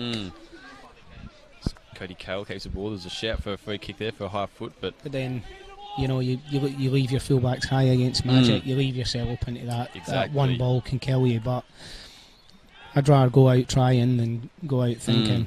Well, as you said, it could be tactical, as you said, but I mean, would that be your tactics at this part of the game? Wouldn't you, as a coach, rather be getting a bit higher on, doubling down a bit more? I'd be looking to push my fullbacks on a bit more now, especially Magic. Well, they're not there, they're sitting with 2, but they have been sitting with just 1 at the point the last 10 minutes. That's a good opportunity to throw a fullback higher. But then you get this and that. Oh, and Virgili, he's got in behind here, but Kelly's going to play a bit of a sweeping role, keeps the ball. Bit of a goalkeeper run. Well done. Finds the feet of, I think it's Valone out there. If then finds Sokulski, gives it back to Valone. Connor Hayden, can he get a toe in here? He does. He's got a bit of space. It's a bit too long of a kick. He slides to keep it in. Does well in the end because he wins himself a throw in. Might have been corner actually. I think he's won a corner. FFA is singling, so got a bit of a chance out of it. If he had a bit of a smaller touch on that, could have been in on goal. Fair play at the kid. He was too honest there. He probably could have went down and got the free kick as well. So. Corner kick here to Adamstown. I think it's Luke Valone. Yes, it is over there on the corner kick. I'd like to see them try and do something slightly different from one of these corners. Gonna knock it in. Back stick. Higgins is trying to get onto it. Went just too far though. And Adamstown seeming to get forward a lot more now in terms of just making chances. It seems maybe a bit more hunger about them, a bit more desperation. Oh, I'm not so sure desperation. They're holding the ball fairly well now. It's probably their best passage of the play actually, of the game rather. Sorry. But the clock's not their friend anymore. No, only 25 minutes remaining in this one. Now throw in. CT will probably steal that statement for some stage in the season. Ball's won there by Dino Vajovic and kept over there. Vajovic again gets a toe in, but so it's going to be a Rosebud's throw in. This is a stage in the game now where I say to my players sometimes, risk equals reward. It's going to have to risk something to get a bit of reward here. Exactly, and obviously, as we've said before, not a league game. They lose this, they're gone. There's no point. Yeah, it doesn't. No point saving some men, saving some energy. Got to leave it all out in the field in cup football as Cody Carroll moves it out wide. This is out there. That said, I think Magic's play the last. I guess a little ball in behind, but can't. Magic's play the last 10 minutes suggests that they might be happy with where the game's at just now. And if the scoreline stays as it is, they've got another game coming up during the week. And then they'll probably have a very tough NPL game at the weekend. So I think they're maybe managing the game at the moment. Well, we did discuss about them playing. Oh, a nice little nutmeg there from Cale Bradbury. He gets a cross now over, but it's going to be knocked away by Adamstown. And we did talk about the fact of the change of format in terms of when you play the next one, the Final Four match. Yep. Not on the Sunday or the Monday. It's now on the Wednesday. Is kind of Hayden now. He's got a bit of a chance. Gets a ball over. Finds a head of Sokulski, I think it was. But Paul Bitts, he takes control of it. Juggles it a little bit on the crossbar, but gets it. I mean, as a coach, it does as well become a bit of a tactics game as well in trying to make sure your players are good, not just for this game, but for the next game as well, and trying to manage. I guess it also tests the depth of the squads as well. Yeah, so I mean, it is a bit of a good little tactical battle in that respect. Yeah, that's what squads are there for, isn't it? One player gets injured or fatigued, then you bring another one in. But it's very difficult. I've never actually heard Ruben say quiet during a game. I think he's pretty pleased with how the games went, and I would imagine that they've maybe had a chat at half time and just manage the game out for what it is, you know. When you've got so many experienced heads as well out there, it is quite easy to tell them that, and knowing that they probably can utilise that. As a substitution looks to be made here by Shane Sheriff, the Adamstown Rosebuds coach. Coming onto the field will be Aidan Von Esse. And coming off, I think it is Beasley. Yep, Finley's coming off. So not really a change for a striker just yet. Seems to be a midfielder / winger, you could say. Not an out-and-out striker coming on. No Chris Berlin just yet. Yeah, we'll see if it alters the shape or not. It's Cody Carroll on the free kick.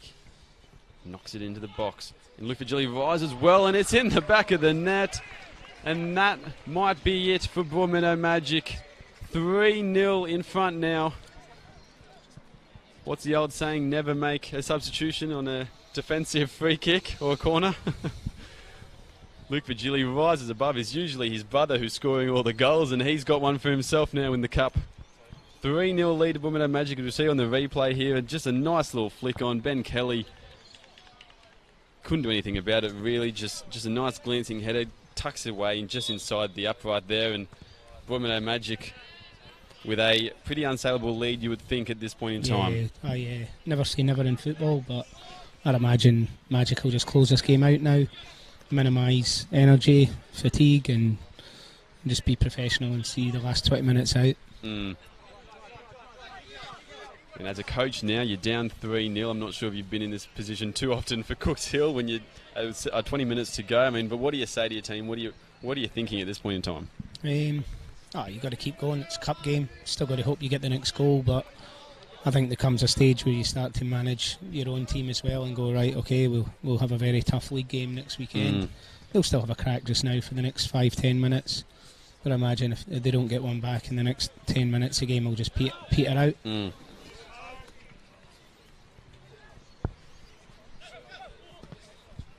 It's a shame from a football point of view. It was actually a really, really intriguing game here if Buds had got the next goal. But it seems like the worst time it possibly could have come for those Buds. They were just starting to get a bit of a it's the first in this match. Well, it's the first time they'd got a bit of steam up and they were starting to get players forward and believing. And just a shame that it came from a set piece. Actually, it's not even been open play there.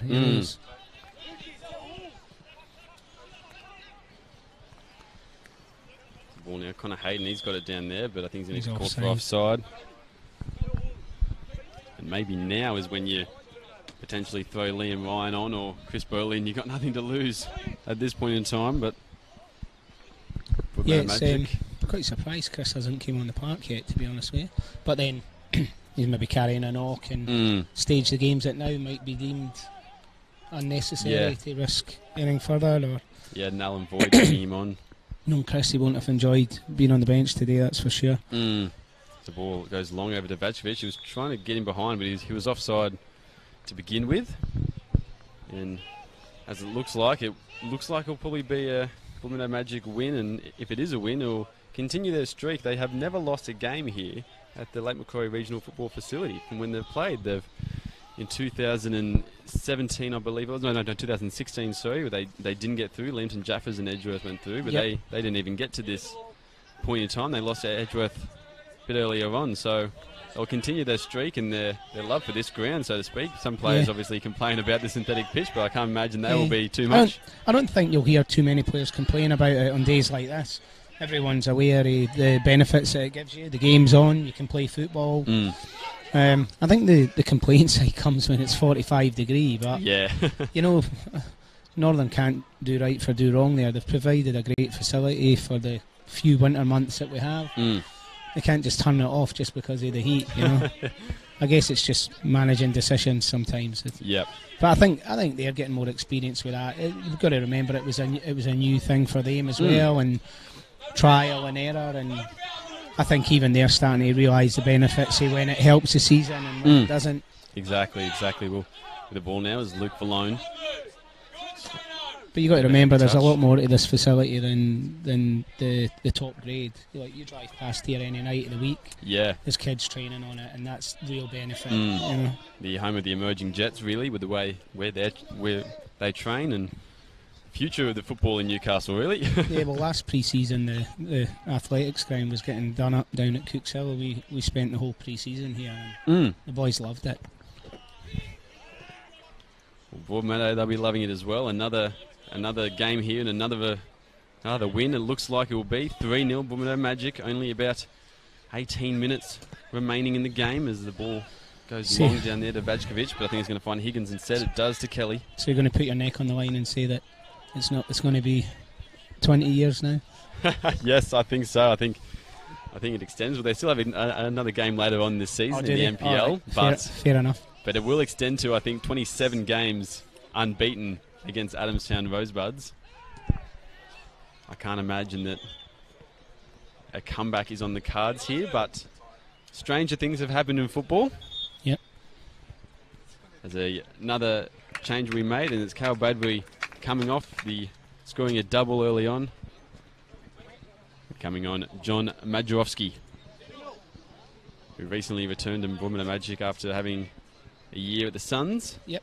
Where they won the premiership of the Zone Premier League competition. Yeah, I know Madge well. I good mates with his brother Tony, who's coaching my kid at Magic this season. So they're all a real soccer family, and I don't think Madge is ever too happy sitting on the bench. I think he'll be keen to get out and about on this field at the moment. It's actually it's a good point though. You look at the bench that Magic have got today and players they can turn to. Yeah, I think in this situation it was a bit interesting as well, though. They are leading 3-0 obviously, and they're still putting on forwards. Yep. So obviously probably giving boys like Bradbury a bit of a break, ready for the next round, but there might still be a few more goals to come in this one for both teams, really. It's out wide, Virgili with the ball now. In our ramblings as well, Liam Ryan has come on for Adamstown Rosebud. Yep. Not sure who he came on for. I think he might have come on for Sokulski, who kept pretty busy in the middle of the park there for Adamstown Rosebud. Yeah, Sokulski's came off. He didn't have a bad game, actually. He was trying to get on the ball. Andrzejowski finds Vajkovic. Now Virgili's got it. First time, hits it. It's going to go across the face of the goal, though, and referee's going to say there was a deflection, though. Yes, the pretty young midfield, especially for Adamstown. Got Sokulski in there. Yep. Duncan as well, all pretty young guys, and you can only imagine that this will be good for them, though, playing in this kind of environment against this kind of team. Yeah, I was pretty impressed with young Matt. I thought he had a really good game for Buds in the middle there. Tried to get on the ball whenever he could. Tried to lead the press a bit more often than it happened. And the corner kick comes in, and no one really got a foot to it, but it's going to go out for a goal kick. Referee says it hit a Magic player last.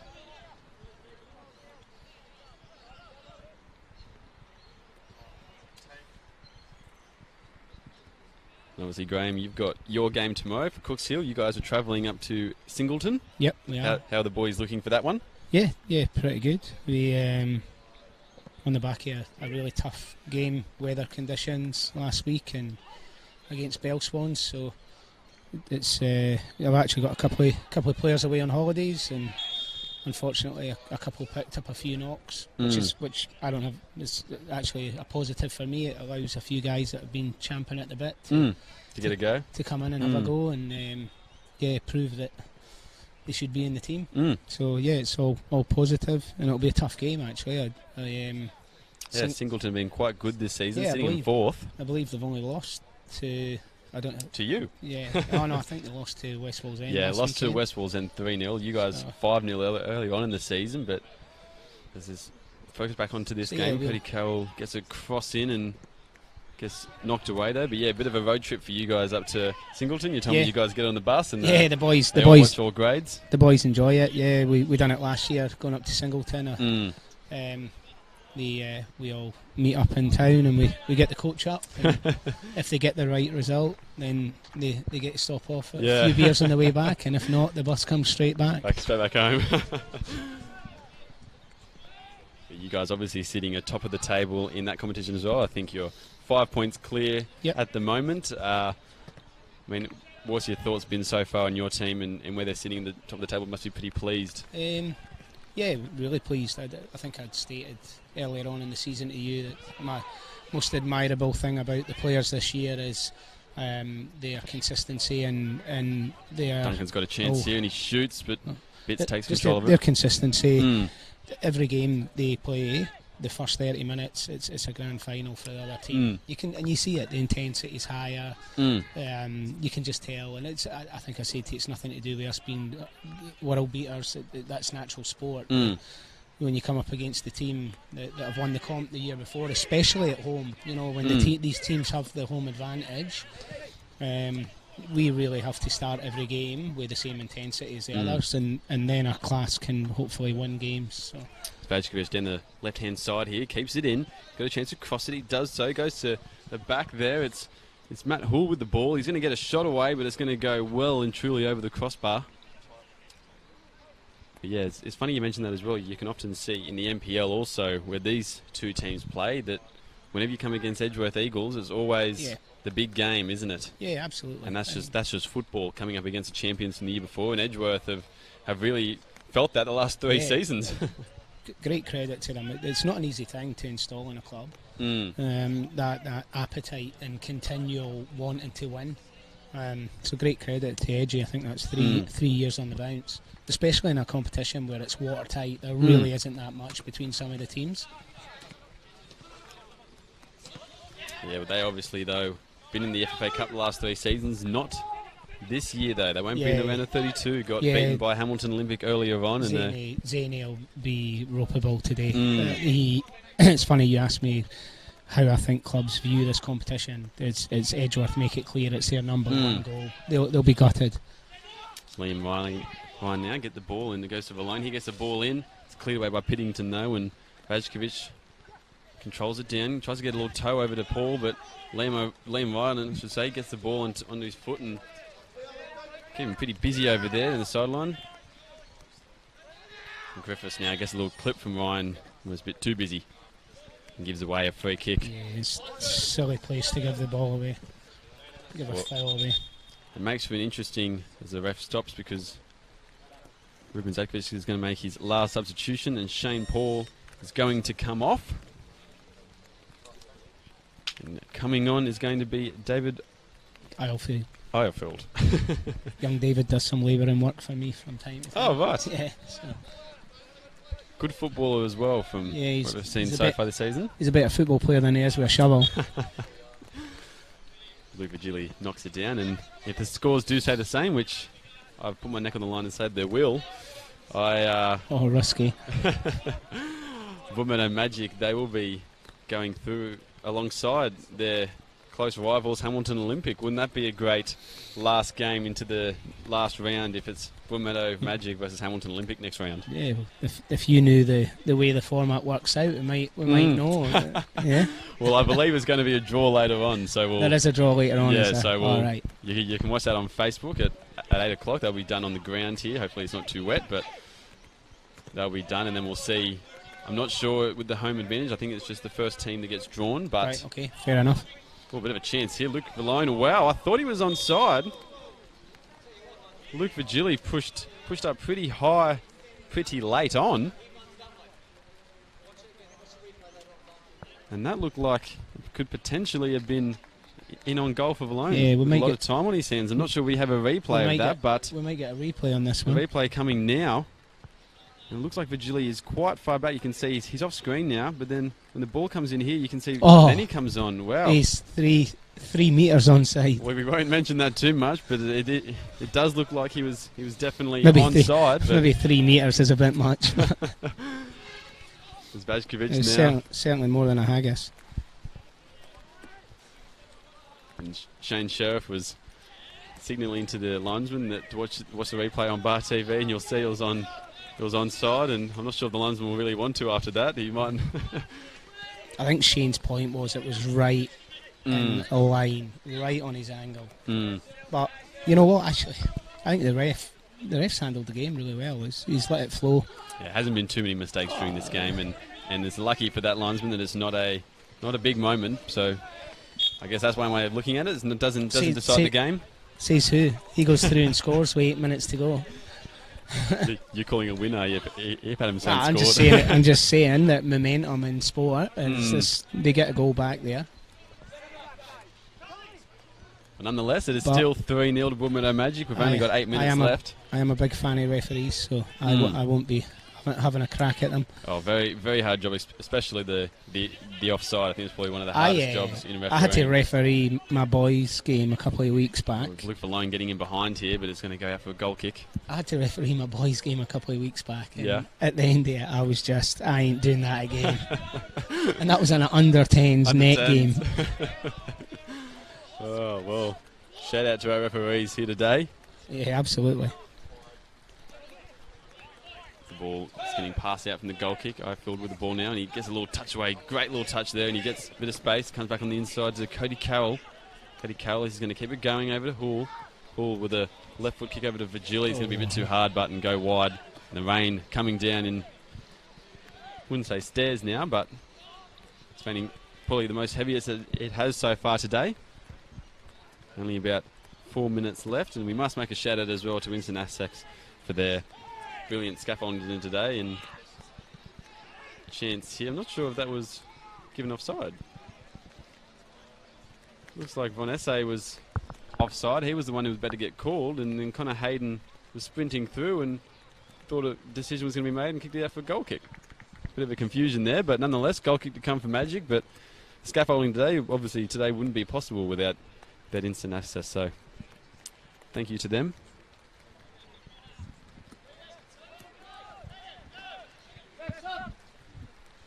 Ben, our producer, is just telling me it's a scissor lift, not scaffolding. That's why Ben's a producer, not the commentator. Easy mistake. And the last substitution being made for Adamstown now. Coming on number 7, Tim Davies. You would know, is that any relation to the other Davies on the field? I don't believe so, but I remember Tim Kahaiba last year, so... but in terms of if he's a relation, I have no idea. Why would I? You didn't do your homework either. Yeah, fair enough. Well, I tell you where Tim was playing last year. And there's been a goal kick has been made here from Paul Beards. He's gone to give it to Virgili. It's gone out. And then they're starting again. I don't actually know what's happened there. That's bizarre. Shane Sheriff seems to be as confused as we are. But he's... Nonetheless, they're taking it again. Broadmeadow Magic there on the attack. Majerowski gives it back to Cody Carroll. Cody Carroll back to Majerowski. Gets a toe out now to Irefield. He's got it out on that left hand, on the left-hand side of your screen. Comes back now. A lot of space in the middle of the park here. Cox uses it. Gets it to Carroll. Carroll just sliding the ball across the park now. Broadmeadow Magic coming back now to Piddington.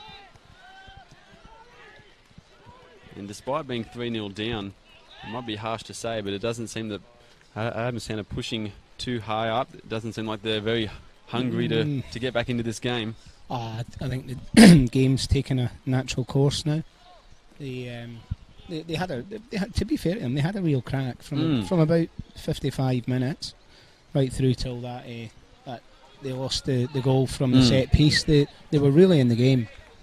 It would have been interesting if they had got the third goal, but that's football. Maybe a day of what ifs for Adamstown as Duncan with the ball. Not so much what ifs. I think Magic have controlled the game, and potentially if the game needed an R level, I reckon Magic might have had it. But it's just unfortunate the third goal came at a time when Buds were probably having their best period in the game. I can't argue with that. As Liam Ryan with the ball over there tries to get a ball over, but it's blocked, and Virgili jumps onto it and he keeps the ball. Does well, and he's gets it to Majerowski. Majerowski was not on the same page as Vajkovic. He left it for him, but... So you got any short tips for the next two games, Q?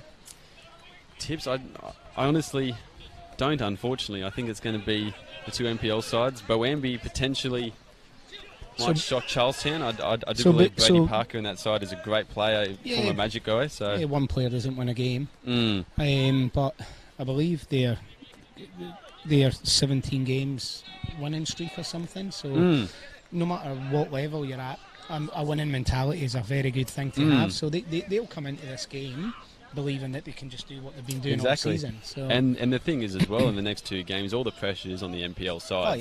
They're expected to win.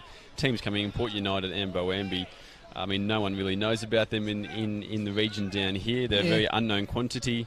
I can't imagine that the coaches of Lambton and Charlestown will have had too much knowledge of them. We wouldn't be able to watch them too much, so it is a very unknown quantity about them. I think it's a case of you just set out to do what you can do structurally, and then the first 15 minutes, you know yourself as a coach, first 15-20 minutes, you gauge what you're up against. Yep. So if I was one of the coaches, I'd probably sit semi-conservative first 10 minutes and just see what the other team's all about, and then make an opinion from there. Well, make sure you stay tuned to the Bar TV and Northern New South Wales Football Facebook pages. Those games will be coming up a bit later on. Obviously this one's still 2 minutes to go. Magic winning 3-0, have done so for quite a while now. I think about 20 minutes or so, as If he's going to call a free kick there. Ben Kelly wanted to play the advantage there and just get going, but if he's called it back. Now he knocks it long in the direction of Hayden there. Hayden gets a header on, but it goes to no one. You got a man of the match. Okay. Man of the match, I mean, Broadmeadow Magic have been quite good, I think, right across the park, but I think if you had to single one player out for deciding the result, I think you'd have to give it to Cal Bradbury. Right, I think okay. that first goal, when we were very much discussing in the first 30 minutes that the game was neck and neck, Magic were controlling it, and I think that goal just really opened it up. Yeah, he can do that from any angle. He's a goal scorer. It's Cody Carroll, he's gotten in behind now, he crosses it over but gets it blocked. What about yourself, Graham? You got a man of the match? I'd probably go with young Cox in the middle of the park for Magic. Oh right, number 18. Yeah, for me he's allowed Magic other midfielders to penetrate, break lines.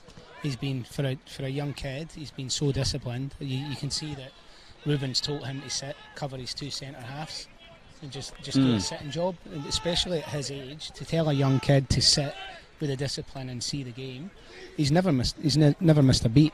I've been really impressed with him. I do agree. Bradbury's 2 goals change games, but I would have given it to young Cox today.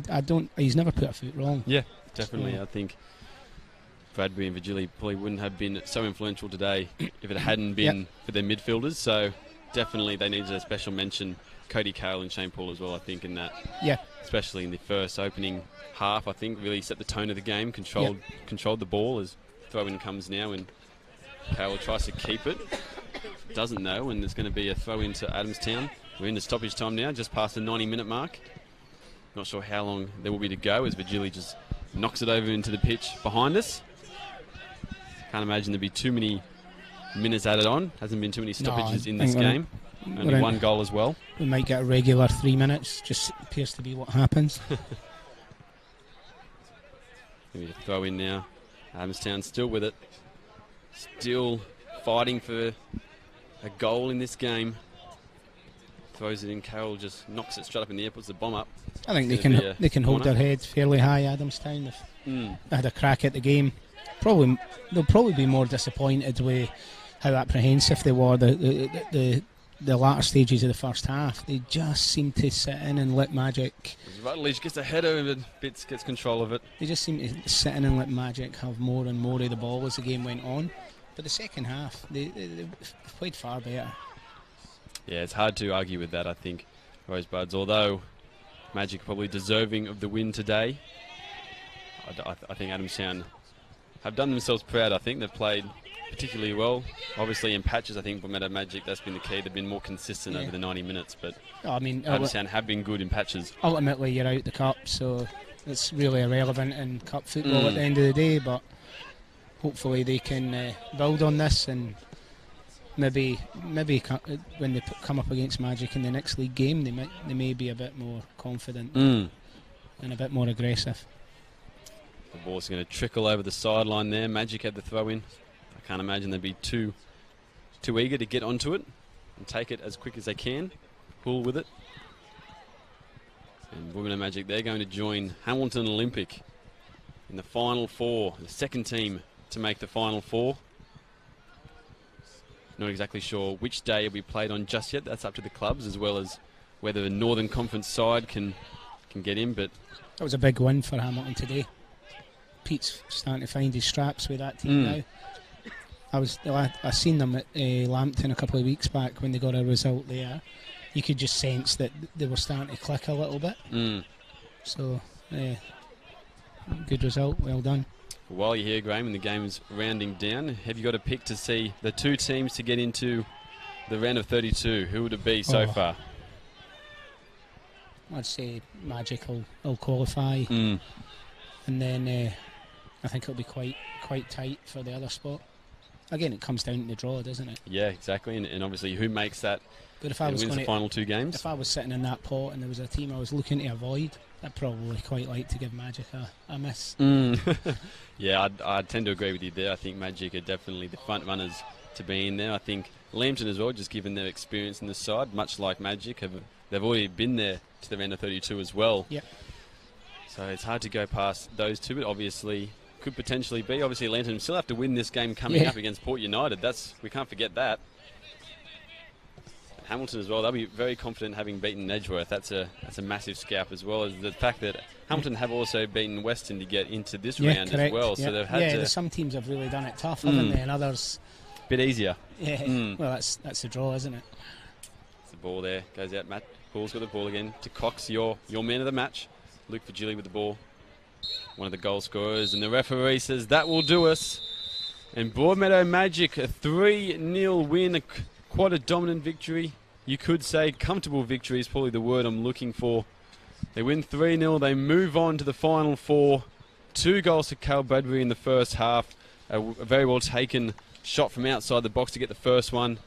Then a nice little cutback goal for the second. And then in the third half, the third goal I should say in the second half, to Luke Virgili. A nice little flick on from a set piece.